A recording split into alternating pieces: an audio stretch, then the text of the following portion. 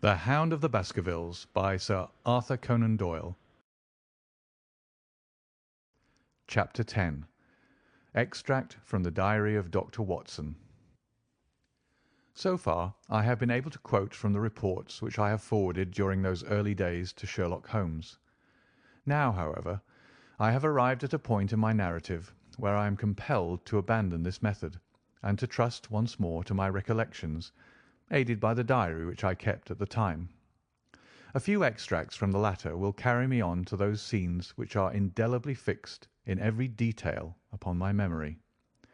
I proceed, then, from the morning which followed our abortive chase of the convict and our other strange experiences upon the moor. October 16th.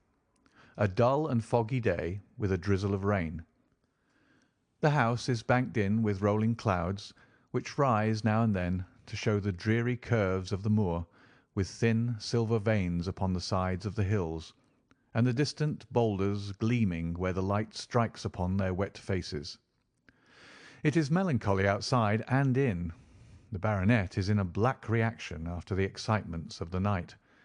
I am conscious myself of a weight at my heart, and a feeling of impending danger, ever-present danger, which is the more terrible because I am unable to define it.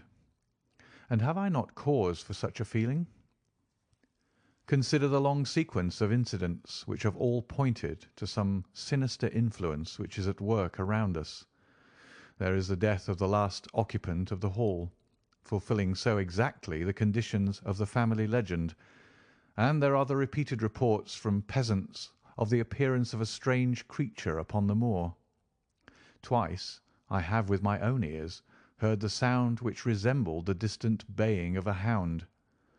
It is incredible, impossible, that it should really be outside the ordinary laws of nature. A spectral hound, which leaves material footmarks and fills the air with its howling, is surely not to be thought of.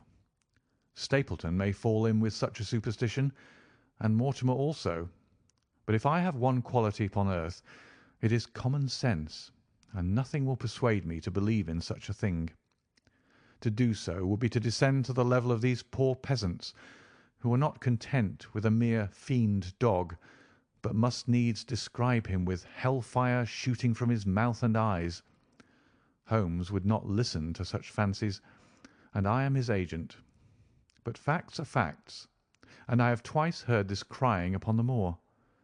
Suppose that there were really some huge hound loose upon it. That would go far to explain everything. But where could such a hound lie concealed? Where did it get its food? Where did it come from? How was it that no one saw it by day? It must be confessed that the natural explanation offers almost as many difficulties as the other. And always, apart from the hound, there is the fact of the human agency in London, the man in the cab, and the letter which warned Sir Henry against the moor. This at least was real. But it might have been the work of a protecting friend as easily as of an enemy. Where is that friend or enemy now? Has he remained in London? Or has he followed us down here? Could he be the stranger whom I saw upon the tour? It is true that I have had only the one glance at him, and yet there are some things to which I am ready to swear. He is no one whom I have seen down here, and I have now met all the neighbours. The figure was far taller than that of Stapleton, far thinner than that of Frankland. Barrymore it might possibly have been, but we had left him behind us, and I am certain that he could not have followed us. A stranger, then, is still dogging us, just as a stranger dogged us in London. We've never shaken him off. If I could lay my hands upon that man, then at last we might find ourselves at the end of all our difficulties. To this one purpose I must now devote all my energies. My first impulse was to tell Sir Henry all my plans. My second and wisest one is to play my own game and speak as little as possible to anyone. He is silent and distrait. His nerves have been strangely shaken by that sound upon the moor. I will say nothing to add to his anxieties, but I will take my own steps to attain my own end. We had a small scene this morning after breakfast. Barrymore asked leave to speak with Sir Henry, and they were closeted in his study some little time. Sitting in the billiard-room, I more than once heard the sound of voices raised, and I had a pretty good idea what the point was which was under discussion. After a time, the baronet opened his door and called for me. "Barrymore considers that he has a grievance," he said. "He thinks that it was unfair on our part to hunt his brother-in-law down when he, of his own free will, had told us the secret." The butler was standing very pale, but very collected before us. "I may have spoken too warmly, sir," said he, "and if I have, I am sure that I beg your pardon. At the same time, I was very much surprised when I heard you two gentlemen come back this morning and learned that you had been chasing Selden. The poor fellow has enough to fight against without my putting more upon his track." "If you had told us of your own free will, it would have been a different thing," said the baronet. "You only told us, or rather your wife only told us, when it was forced from you, and you could not help yourself." "I didn't think you would have taken advantage of it, Sir Henry. Indeed, I didn't." "The man is a public danger. There are lonely houses scattered over the moor, and he is a fellow who would stick at nothing. You would only want to get a glimpse of his face to see that. Look at Mr. Stapleton's house, for example, with no one but himself to defend it. There's no safety for anyone until he's under lock and key." "He'll break into no house, sir. I give you my solemn word upon it. But he will never trouble anyone in this country again. I assure you, Sir Henry, that in a very few days the necessary arrangements will have been made, and he will be on his way to South America. For God's sake, sir, I beg of you not to let the police know that he's still on the moor. They've given up the chase there, and he can lie quiet until the ship is ready for him. You can't tell on him without getting my wife and me into trouble.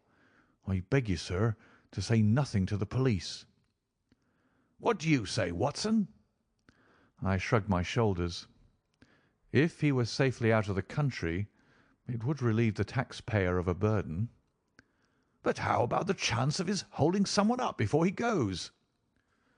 "He would not do anything so mad, sir. We have provided him with all that he can want. To commit a crime would be to show where he was hiding." "That is true," said Sir Henry. "Well, Barrymore?" "God bless you, sir, and thank you for my heart. It would have killed my poor wife had he been taken again." "I guess we are aiding and abetting a felony, Watson. But after what we've heard, I don't feel as if I could give the man up. So there's an end to it. All right, Barrymore, you can go." With a few broken words of gratitude, the man turned, but he hesitated and then came back. "You've been so kind to us, sir, that I should like to do the best I can for you in return. I know something, Sir Henry, and perhaps I should have said it before, but it was long after the inquest that I found it out. I've never breathed a word about it yet to mortal man. It's about poor Sir Charles's death." The baronet and I were both upon our feet. "Do you know how he died?" "No, sir, I don't know that." "What then?"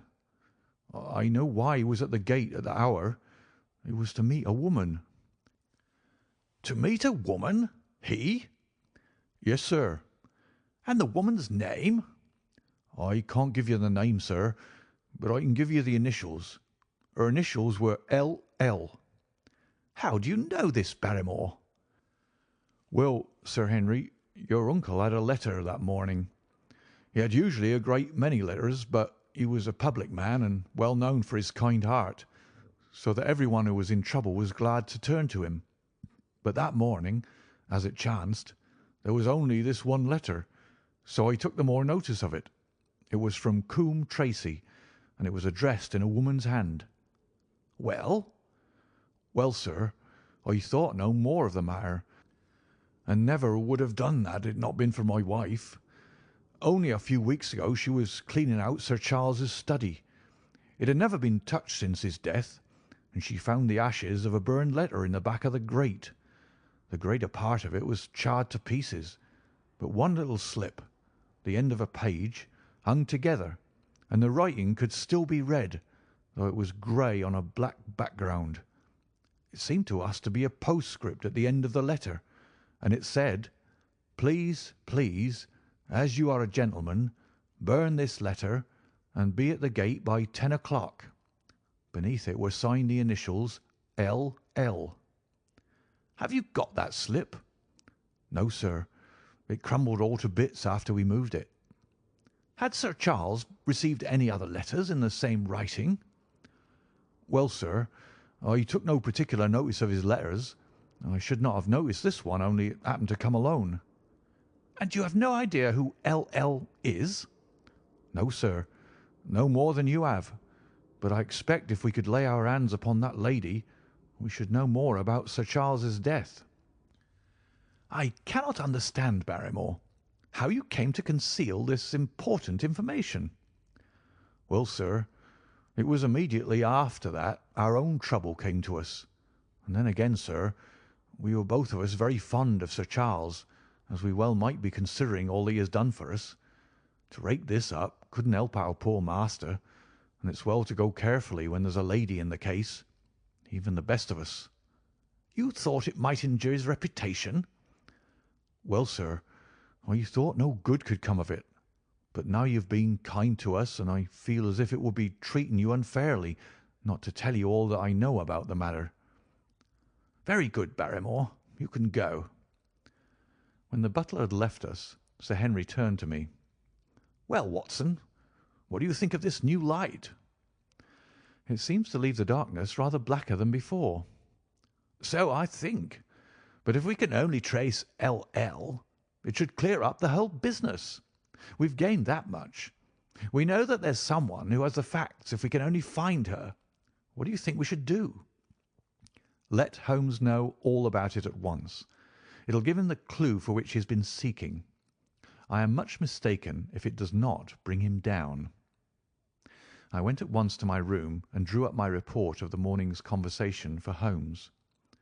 It was evident to me that he had been very busy of late, for the notes which I had from Baker Street were few and short, with no comments upon the information which I had supplied, and hardly any reference to my mission. No doubt his blackmailing case is absorbing all his faculties. And yet this new factor must surely arrest his attention and renew his interest. I wish that he were here. October 17th. All day today the rain poured down, rustling on the ivy and dripping from the eaves. I thought of the convict out upon the bleak, cold, shelterless moor. Poor devil! Whatever his crimes, he's suffered something to atone for them. And then I thought of that other one, the face in the cab, the figure against the moon. Was he also out in that deluge, the unseen watcher, the man of darkness? In the evening I put on my waterproof, and I walked far upon the sodden moor, full of dark imaginings, the rain beating upon my face and the wind whistling about my ears. God help those who wander into the great mire now, for even the firm uplands are becoming a morass. I found the black tor upon which I had seen the solitary watcher, and from its craggy summit I looked out myself across the melancholy downs. Rain squalls drifted across their russet face, and the heavy, slate-coloured clouds hung low over the landscape, trailing in grey wreaths down the sides of the fantastic hills. In the distant hollow on the left, half hidden by the mist, the two thin towers of Baskerville Hall rose above the trees. They were the only signs of human life which I could see, save only those prehistoric huts which lay thickly upon the slopes of the hills. Nowhere was there any trace of that lonely man whom I had seen on the same spot 2 nights before. As I walked back, I was overtaken by Dr. Mortimer, driving in his dog-cart over a rough moorland track which led from the outlying farmhouse of Foulmire. He has been very attentive to us, and hardly a day has passed that he has not called at the Hall to see how we are getting on. He insisted upon my climbing into his dog-cart, and he gave me a lift homeward. I found him much troubled over the disappearance of his little spaniel. It had wandered on to the moor, and had never come back. I gave him such consolation as I might, but I thought of the pony on the Grimpen Mire, and I do not fancy that he will see his little dog again. "By the way, Mortimer," said I, as we jolted along the rough road, "I suppose there are few people living within driving distance of this whom you do not know?" "Hardly any, I think." "Can you, then, tell me the name of any woman whose initials are L.L.?" He thought for a few minutes. "No," said he.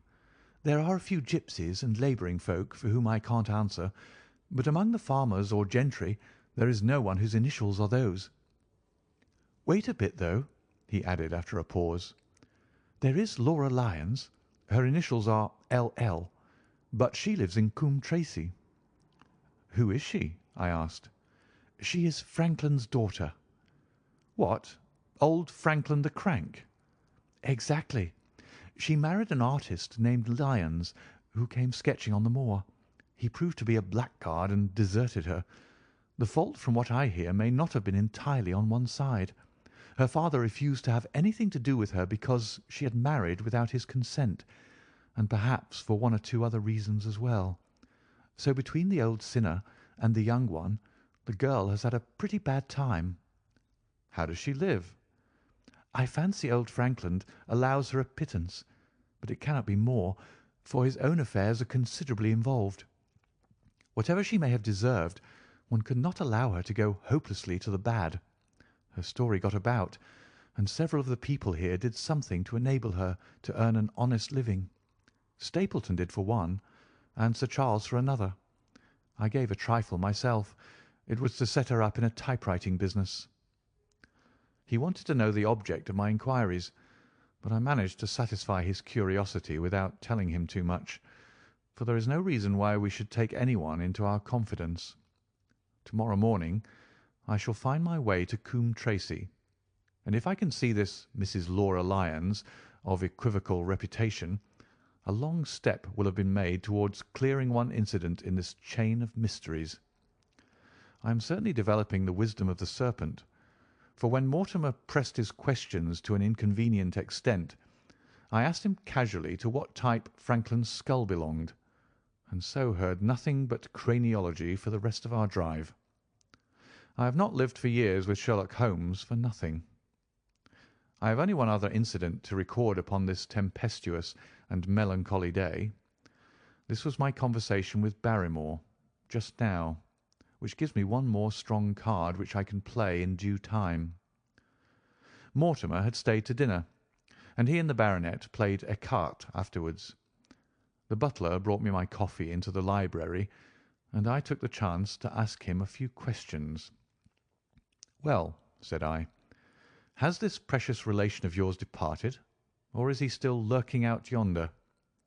"I don't know, sir. I hope to heaven that he's gone, for he's brought nothing but trouble here. I've not heard of him since I left our food for him last, and that was 3 days ago." "Did you see him then?" "No, sir, but the food was gone when next I went that way." "Then he was certainly there." "So you would think, sir, unless it was the other man who took it." I sat with my coffee cup halfway to my lips and stared at Barrymore. "You know that there is another man, then?" "Yes, sir. There is another man upon the moor." "Have you seen him?" "No, sir."